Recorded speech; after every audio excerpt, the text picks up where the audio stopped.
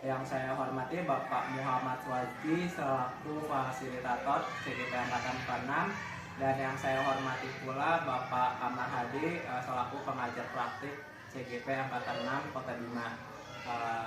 Perkenalkan, nama saya Wawan Pahlawan.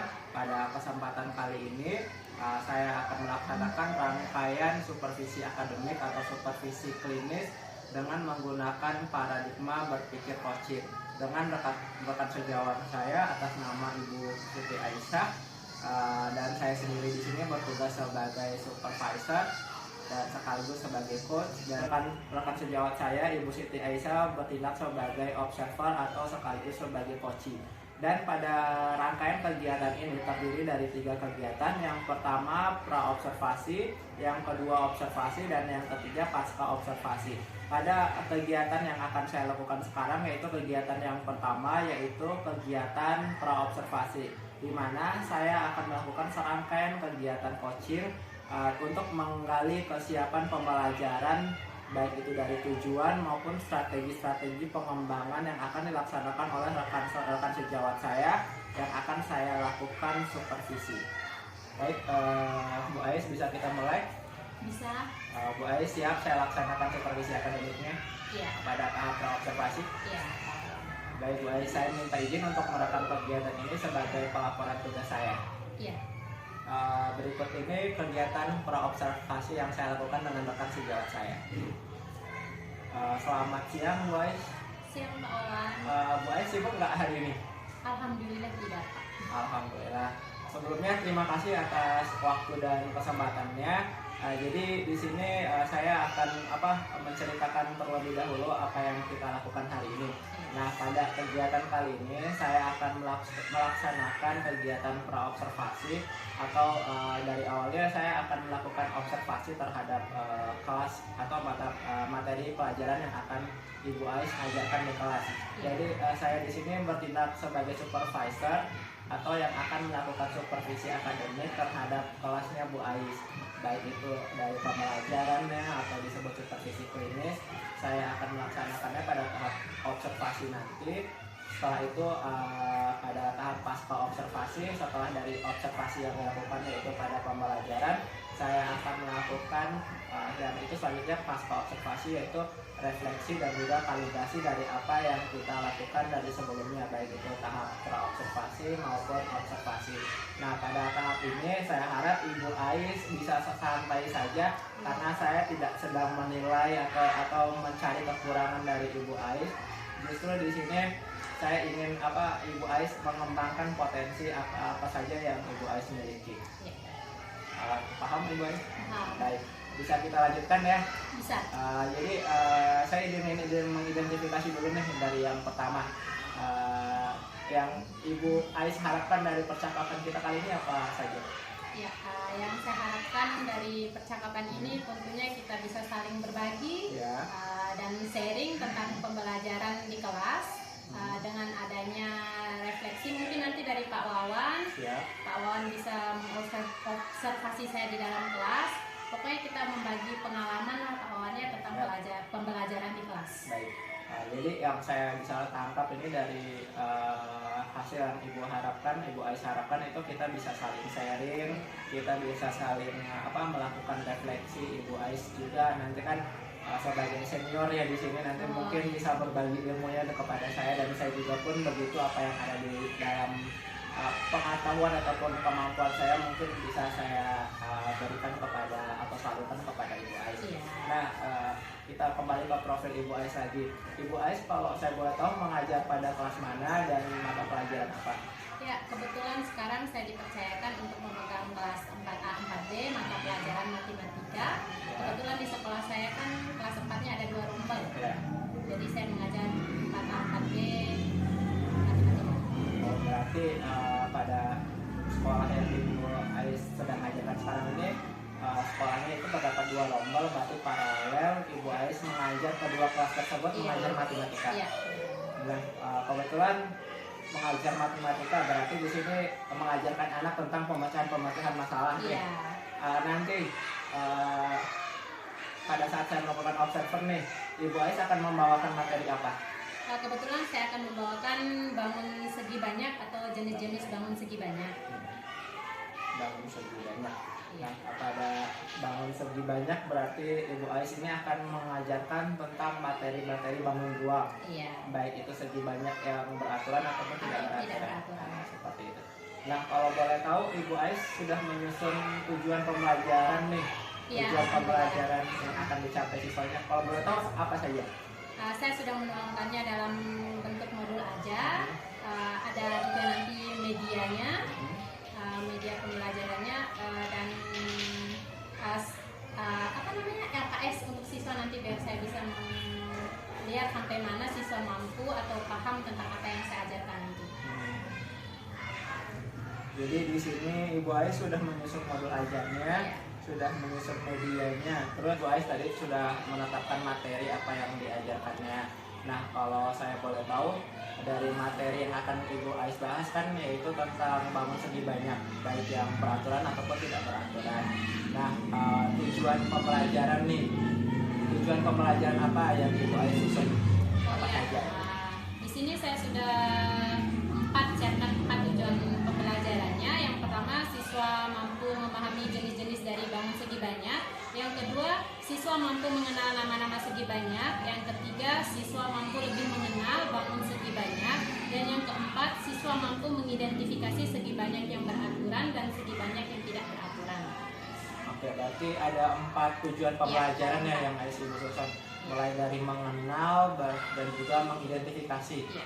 Nah, di situ nantinya kan akan lahir kegiatan-kegiatan pembelajaran dalam bentuk modul ajar. Tapi sebelum saya ke modul ajarnya, saya juga ingin bertanya nih, persiapan Ibu Ais untuk menyiapkan pembelajarannya besok itu apa saja yang Ibu Ais sudah persiapkan nih?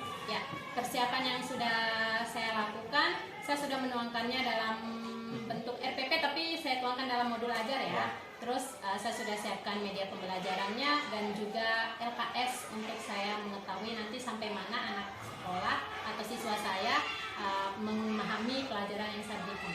Oke, berarti di sini bisa saya katakan lengkap ya, mulai dari modul ajar, media, dan juga nanti LKS kan untuk penilaian siswanya. Iya.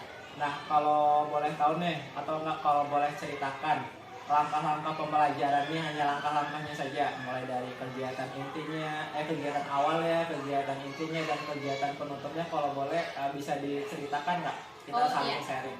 Kebetulan saya sudah menyiapkan di laptop ya. Silakan. Nanti saya akan ini yang awalnya pastilah lumrah kita kan pasti absen. Kehadiran, ya memberikan doa, kita berdoa bersama, menyampaikan hak kegiatan pembelajaran dan materi apa yang akan saya sampaikan. Sedangkan di kegiatan inti itu kita melakukan ada 5 nanti, mengamati, menanya, diskusi, mencoba, dan juga menyimpulkan. Jadi kalau maksudnya di sini ini mengamati itu siswa mengamati dan guru menjelaskan tentang jenis bangun segi banyak. Bertanya itu atau menanya itu kita guru memberikan kesempatan kepada anak-anak untuk bertanya tentang materi yang saya jelaskan, dan siswa juga bisa menanya penjelasan guru yang belum dipahami tentang jenis bangun segi banyak itu sendiri. Sedangkan diskusi ini siswa mencoba berdiskusi dengan temannya tentang jenis segi banyak, dan guru menunjukkan beberapa siswa lah untuk maju ke depan yang agar mereka tahu mana segi banyak beraturan dan segi banyak tidak beraturan. Sedangkan mencoba itu nanti kan saya memberikan latihan kepada anak-anak, dan nanti media saya nanti kan saya sudah menyiapkan media, dan suruh anak-anak nanti saya suruh maju ke depan untuk menempelkan mana segi banyak beraturan dan mana segi banyak tidak beraturan. Setelah itu nanti saya dan anak-anak akan menyimpulkan, siswa menyimpulkan secara lisan kepada teman-teman tentang jenis segi banyak itu, dan siswa menyampaikan manfaat belajar jenis bangun segi banyak yang dilakukan secara lisan di depan teman-temannya. Dan acara penutupnya memberikan penguatan tentang materi dan kesimpulan, mengapresiasi kerja siswa, dan salam dan penutup. Oke. Jadi di sini sudah tersusun dan terencana dengan baik, luar Iya. biasa sekali. Di mana menurut saya pembelajaran yang Ibu Ais susun itu apa ya? Sudah Ibu Ais berusaha untuk mencoba memenuhi kebutuhan belajar siswa. Iya. Di mana dengan strategi ataupun metode yang Ibu Ais susun, baik itu dalam kegiatan inti dan juga ke belakangnya kegiatan penutup, Ibu Ais mencobanya dalam melatih pemahaman siswa dengan memberikan berbagai pertanyaan, memberikan berbagai latihan, di mana di situ siswa dilatih agar dapat membedakan mana saja segi banyak yang beraturan dan tidak beraturan. Itu menurut saya sudah luar biasa sekali. Nah, tentu kan dalam hal pembelajaran nih, dalam prosesnya nanti kan kita identifikasi dulu, Ibu Ais berimajinasi dulu ya, seperti yang ini. Tentu akan ada kesulitan yang Ibu Ais hadapi nantinya. Pasti ada. Nah, kalau boleh tahu kesulitan yang dihadapi, kesulitan apa saja yang akan Ibu Ais temui nantinya? Oh ya, kesulitan yang saya hadapi ya pertama dari tingkat partisipasi siswa pastinya nanti ya, karena setiap siswa itu kan pasti berbeda. Ya. Ada yang lamban, ada yang cepat. Nah di sini saya pasti akan memberikan keistimewaan lah, walaupun bukan yang istimewa bagaimana ya kepada anak yang lambat ini. Saya akan lebih bukannya fokus juga, karena kan di situ kalau ada anak sebagian di dalam kelas itu yang sudah memahami, dan nanti ketika saya memberikan latihan anak yang tidak memahami ini atau lambat, nanti saya akan memberikan fokus ke dia dulu. Jadi saya akan menjelaskan perlahan-lahan ke dia, ke anak ini, agar nanti dia tidak ketinggalan dengan teman-temannya yang lain.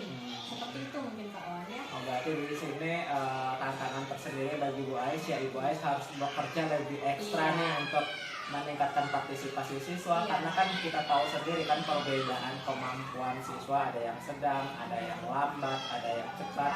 Nah di sini kalau kita katakan itu bagian dari pembelajaran diferensiasi, tapi pada kesiapan belajar siswa. Di situ kita mengidentifikasi siswa dari kesiapan belajarnya, seperti yang Ibu Ais katakan, ada yang cepat, lambat, sedang, terus ada yang lebih kompleks lagi, ada yang lebih sedang lagi begitu. Nah dari kesulitan itu kan Ibu Ais sudah menceritakan nih. Terus bagaimana dengan strateginya untuk menghadapi hal tersebut, apa yang akan Ibu Ais lakukan nih?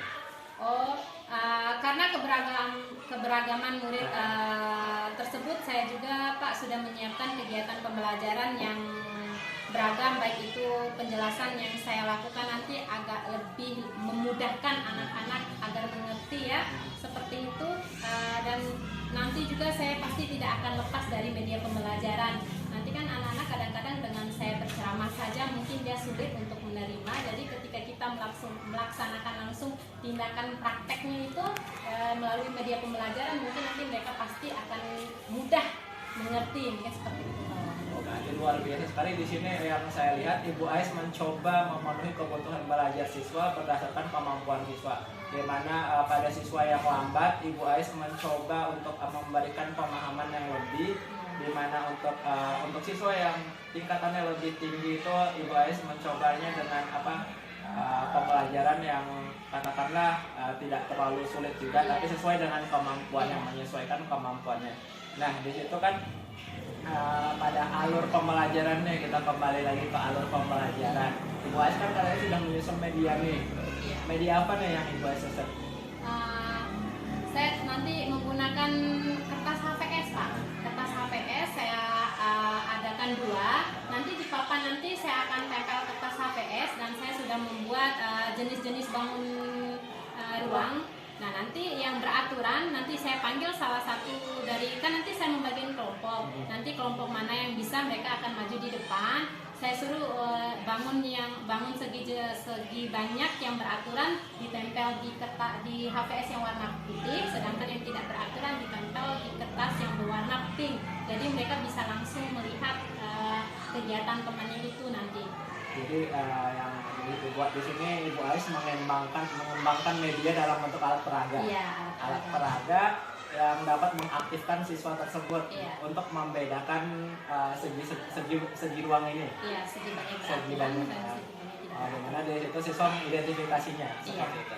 Nah kalau menurut Bu Ais nih, kalau bisa Ibu Ais mengidentifikasi kekurangannya kekurangan dari pembelajaran yang akan Ibu Ais lakukannya, yang akan dilaksanakan mungkin nantinya? awalnya tuh kalau ceramah kan buat anak-anak bosan. yang lamban itu kan pasti membosankan menurut mereka. Sedangkan anak-anak yang lebih, maksudnya bukan lebih sih, yang rata-rata, di atas rata-rata kan mereka mau ceramah atau melalui media pasti mereka langsung tangkap kan. Tapi untuk yang lamban ini pasti dengan adanya ceramah mereka akan bosan, dan kelebihannya ada di langsung tadi media Alat peraga. ya alat peraganya, Alat pasti peraga. mereka langsung cepat tangkap. Ya. Berarti di sini Ibu Ais sudah menyiapkannya sedemikian rupa, mulai dari rancangan pembelajaran yang tertuang dalam modul ajar, karena Ibu Ais kan sekarang mengajar kelas 4 ya, berarti menggunakan kurikulum baru yaitu kurikulum merdeka. Dan juga pada bagian yang kedua yaitu Ibu Ais menyiapkan media dalam bentuk alat peraga yang menggunakan kertas HPS. Setelah itu juga Ibu Ais melaksanakan penilaian dengan menggunakan LKS ataupun LKPD. Nah, dalam menyusun ini Ibu Ais inginnya membutuhkan bantuan siapa saja gitu? Atau pengalaman siapa yang ingin Ibu Ais ambil nih? Pastilah saya butuh bantuan dari awalnya, mungkin nanti saya akan melibatkan kepala sekolah tentunya. Terus teman-teman senior yang pastinya ilmunya pastilah lebih ya. Terus saya bisa minta bantuan Pak Wawan juga, karena Pak Wawan kan sering keluar nih, jadi ilmunya pasti banyak. Teman-teman sejawat senior dan kepala sekolah lah pasti. Saya juga pasti nanti akan mencari materinya lebih banyak nanti, mungkin di luar dari buku yang saya siapkan nanti. Baik, insya Allah saya juga siap membantu Ibu Ais. Apa saja yang Ibu Ais butuhkan mungkin bisa dikatakan kepada saya. Mungkin saya juga akan bantu menyiapkannya. Terus yang menjadi pertanyaan selanjutnya nih untuk Bu Ais. Dari kompetensi nih, kompetensi mengajar, kompetensi mana yang ingin dan paling Ibu Ais ingin tingkatkan dalam pembelajaran Ibu Ais? Mungkin saya akan lebih ke belajar IT ya Pak Wawan, karena saya lihat ada guru senior dan Pak Wawan juga kan selalu menggunakan IT ya. Di mana-mana tuh selalu sekarang zamannya kan eranya IT, jadi kayaknya saya harus lebih giat lagi belajar tentang IT ini Pak Wawan. Dan nanti saya bisa di kelas saya menyampaikan materi atau apa menggunakan komputer dan LCD nanti ke depannya agar lebih baik lagi. Benar juga ya, dalam pembelajaran IT itu sendiri kita menggunakan bantuan media pembelajaran berbasis IT, kita dapat mengaktifkan partisipasi siswa itu sendiri. Jadi kegiatan kelas itu tidak melulu itu saja. Jadi siswa itu aktif dengan kecakapan dan kemampuannya. Jadi materi yang kita bahas di buku kan hanya singkat saja. Jadi dengan penggunaan IT kita bisa menonton video dari pembelajaran kita tersebut yang kurang dari buku kan bisa kita tambahkan dari adanya media IT ini. Siswa juga lebih aktif rasa penasarannya pasti ada. Terus dari Ibu Ais kan ingin meningkatkan IT-nya, tentunya Ibu Ais kan akan menyusun rencana-rencananya, rencana-rencana untuk pengembangan kompetensi. Terus rencana apa nih yang akan Ibu Ais lakukan untuk mengembangkan kompetensi tersebut? Mengikuti pelatihan kah atau apa gitu?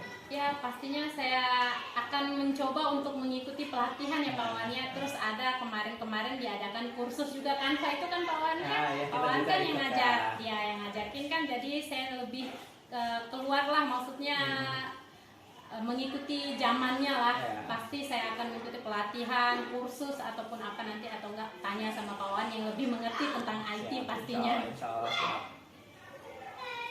Terus nih, memang belajar IT, dalam pembelajaran IT kan kita berusaha untuk mengembangkan pembelajaran agar dapat memenuhi kebutuhan belajar siswa. Pembelajaran siswa sendiri itu kan kompleks ya, baik dari pembelajaran IT itu kita belajar untuk mengembangkan kompetensi profesional kita. Nah, jadi apa yang kita perbincangkan hari ini sungguh luar biasa sekali, di mana Ibu Ais sendiri sudah menetapkan rencana-rencana pembelajaran yang akan dilaksanakan pada besoknya ya untuk supervisinya. Iya, alhamdulillah Pak. Besok ya berarti. Iya, Oke, besok. Mungkin kita akhiri ya Oh, iya Pak Wawan. untuk percakapan pada tahap praobservasi kali ini. Iya. Sekali lagi nih terima kasih Bu Ais atas keluangan waktunya. Iya, sama-sama Pak Wawan. Semoga tidak ada halangan untuk pelaksanaan pada tahap observasinya besok ya. Amin. Pada besoknya saya akan melakukan supervisi klinis. Jadi pada tahap observasi ini saya akan masuk ke kelasnya Ibu Ais. Iya. Saya akan mengisi lembar kerjanya saya untuk melihat bagaimana proses pembelajaran yang Ibu Ais laksanakan. Iya. Terima kasih sekali lagi Bu Ais. Iya, sama-sama Pak Wawan. Ya, terima kasih atas waktunya. Iya. Demikian pelaksanaan coaching untuk supervisi akademik dengan menggunakan paradigma berpikir coaching pada tahap pertama yaitu praobservasi dengan rekan sejawat saya Ibu Siti Aisyah. Wassalamualaikum warahmatullahi wabarakatuh.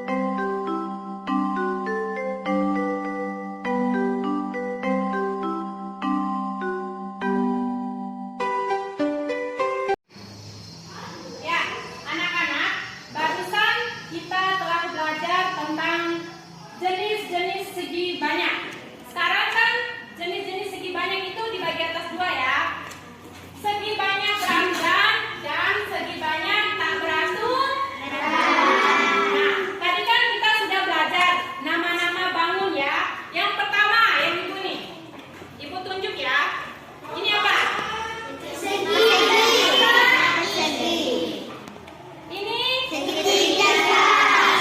Ini sama sisi. Kalau yang ini coba hitung. Lima, ya pintar. Yang ini. Iya, 6. Pintar. Ayo, Rizky. Iya, segi 8 betul. Saskia. Iya, bintang. Tepuk tangan buat teman saya yang kedua. Coba. Mualim.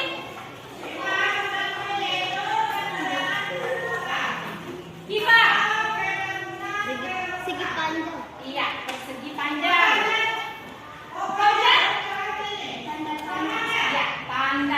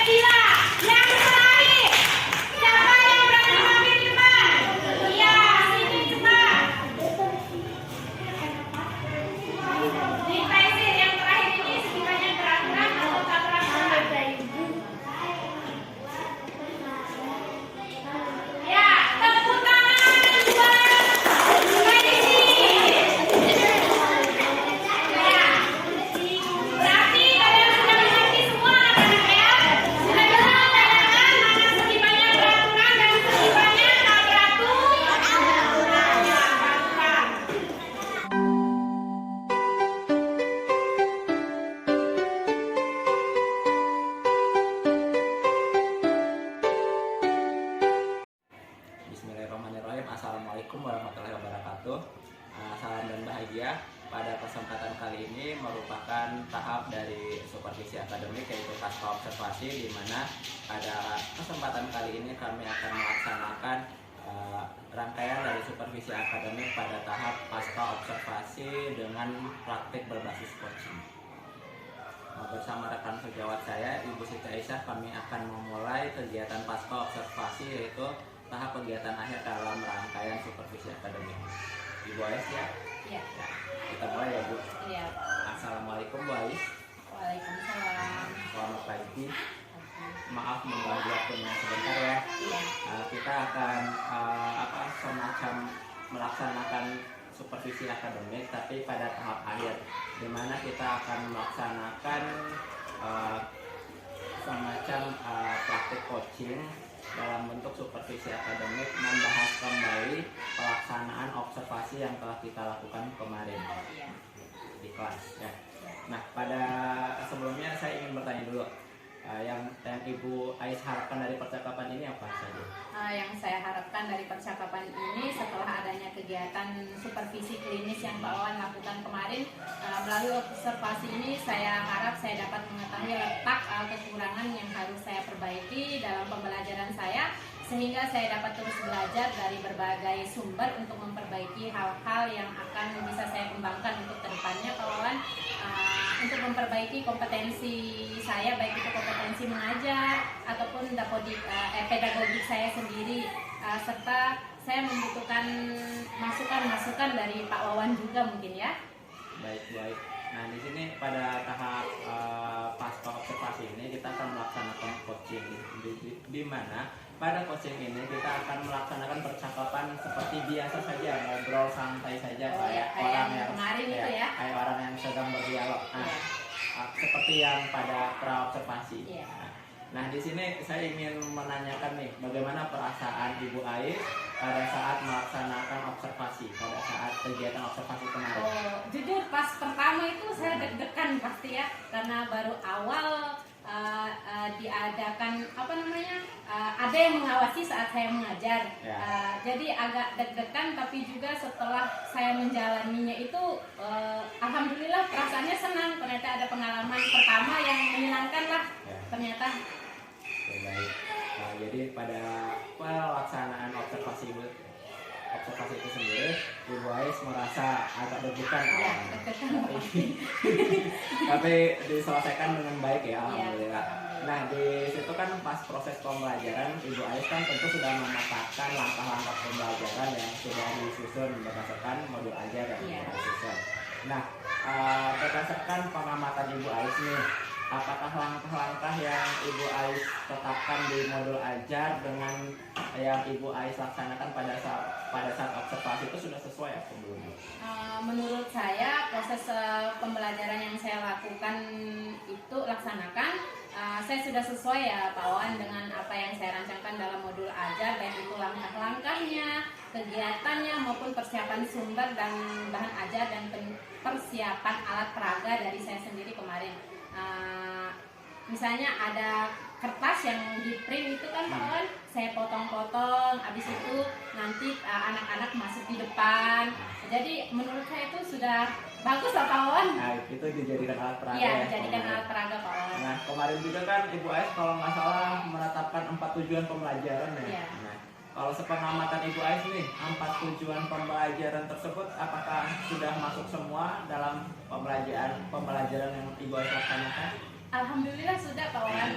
Dari 4 itu sudah saya laksanakan semua, dan alhamdulillah anak-anak juga mengerti dengan adanya alat peraga itu. Jadi menurut saya alhamdulillah Pak Wawan bagus. Nah, kalau Ibu Ais lihat nih sepengamatan Ibu Ais dari 4 tujuan pembelajaran tersebut telah tercapai, sepengamatan Ibu Ais dari apa saja? Menurut saya menggunakan metode dan strategi itu ya Pak Wawan ya, pemecahan masalah dan juga diskusi anak-anak, jadi lebih aktif di dalam kelas itu, mereka bisa berdiskusi, akhirnya mereka tahu dan mengenal dan mengidentifikasi berbagai bentuk bangun-bangun baik yang beraturan maupun tidak beraturan, serta dari situ siswa dapat belajar bagaimana menentukan bangun ruang, misalnya segitiga di situ kan ada 3 Pak Wawan. Segitiga di antara itu yang siku-siku dan yang segitiga sama kaki beraturan atau tidak, jadi mereka bisa membedakan di situ Pak Wawan. Ya, saya juga melihat sendiri ya gimana anak-anak mengidentifikasi dalam papan. Ibu Ais sudah membelah bagi 2 papannya. Ada di satu sisi beraturan, satu sisi tidak beraturan, dimana anak-anak menempelkan masing-masing. Nah, dari proses pembelajaran Ibu Ais laksanakan, tentu kan sepengamatan Ibu Ais ada yang kurang. Terus kalau menurut Ibu Ais nih, apa yang kurang dan apa yang ingin Ibu Ais perbaiki dari kekurangan tersebut? Oh iya, kalau dari kekurangannya ya Pak Wawan, mungkin dari partisipasi siswanya sendiri sih menurut saya, karena beragam karakter siswa sendiri dan mungkin juga dari sugesti siswa itu terkait pembelajaran matematika tentang hitung dan itu melelahkan pikiran. Nah, menurut anak-anak itu sendiri ya Pak Wawan ya. Dan juga Pak, saya tentu ingin menguasai juga media IT Pak, pembelajaran berbasis IT, karena sesuai dengan perkembangan zaman sekarang ya, biar nggak jadi guru yang kulot-kulot amat gitu ya. Kebetulan umur juga belum terlalu tua lah istilahnya Pak, jadi saya pengen banget bisa yang namanya IT ini Pak.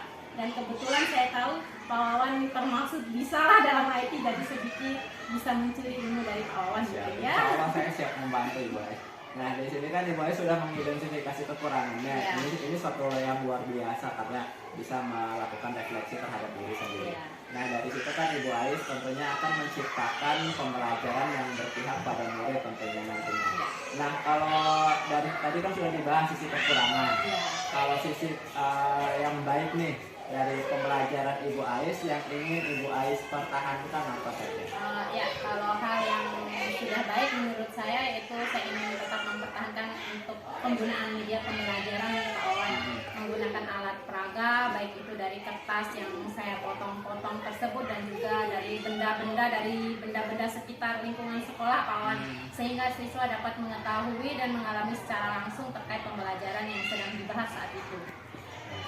Itu kan Ibu Ais sudah berusaha ya, saya lihat membuat media peraga dari kertas-kertas terus dipotong-potong, dimana pada saat itu juga saya melihat Ibu Ais melakukan pembelajaran kontekstual, dimana Ibu Ais langsung menanyakan misalnya bentuk buku itu sendiri, bentuk bangun apa sih, terus yang beraturan atau tidak beraturan. Nah, kita kembali ke pertanyaan nih, percakapan nih. Terus yang tadi kan Ibu Ais sudah mengidentifikasi kekurangan nih. Kekurangannya tadi kan sudah Ibu Ais identifikasi. Nah, apa saja sih yang akan Ibu Ais lakukan untuk memperbaiki kekurangan tersebut dan rencana aksinya itu seperti apa? Kalau dari rencananya sih Pak Wawan, kalau dari gambaran saya ke depannya, saya akan mulai belajar ya baik itu dari guru senior di sekolah yang lebih berpengalaman, mengikuti diklat seperti yang Pak Wawan lakukan ya. Pak Wawan kan sudah sampai ke nasional ini. Mengikuti diklat luring ataupun daring untuk mengembangkan diri saya sendiri, serta mengikuti kegiatan-kegiatan dari KKG kecamatan, serta serta mengikuti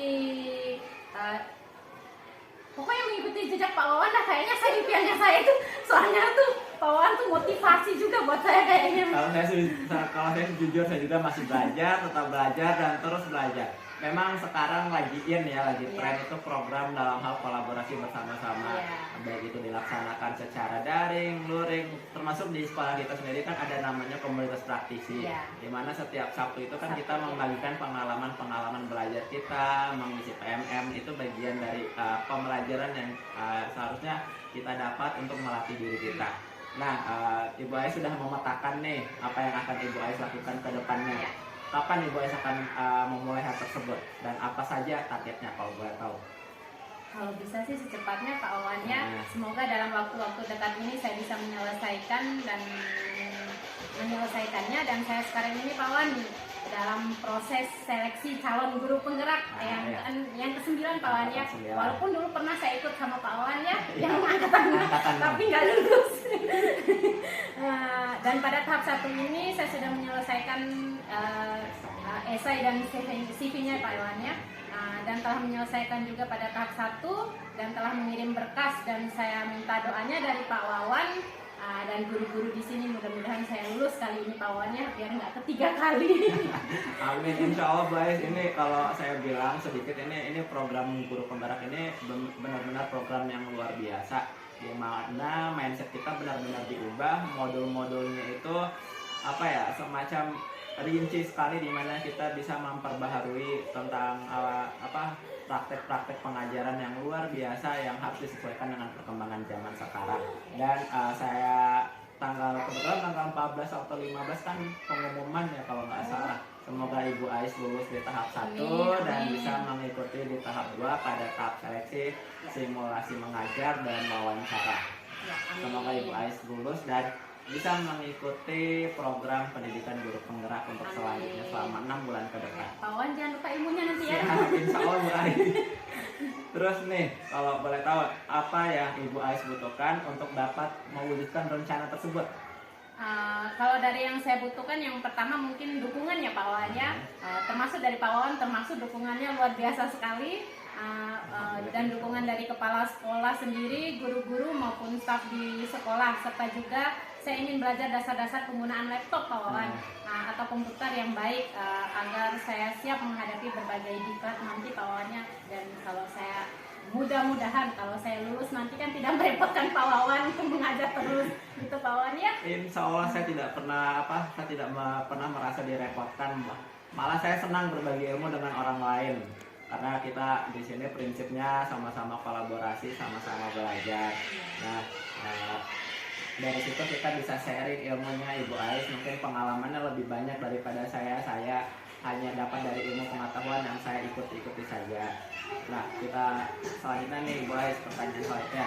Dari percakapan yang kita lakukan sekarang, Ibu Ais sudah mendapatkan apa saja?